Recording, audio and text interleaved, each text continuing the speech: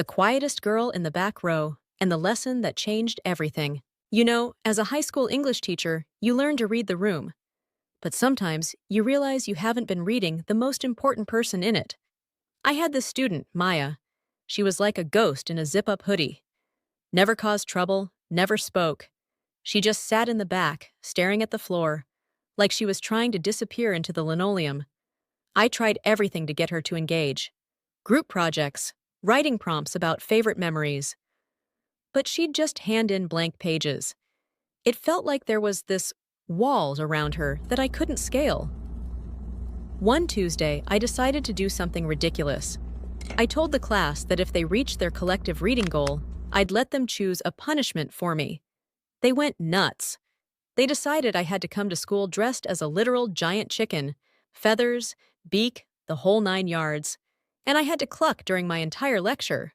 Well, they crushed the goal, and that Friday, I showed up. I looked ridiculous.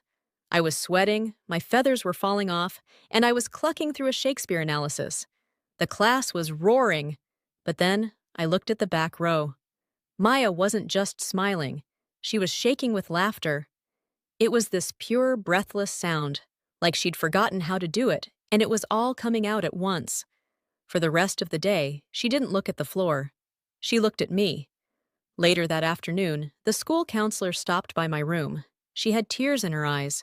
She told me that Maya's file was heavy, things no teenager should ever see, let alone live through.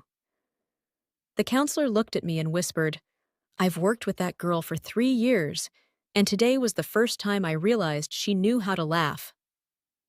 Sometimes it's not the lesson plan that matters. Sometimes you just have to be willing to look like a fool, just to show a kid that the world isn't always a scary place. It can be funny, too.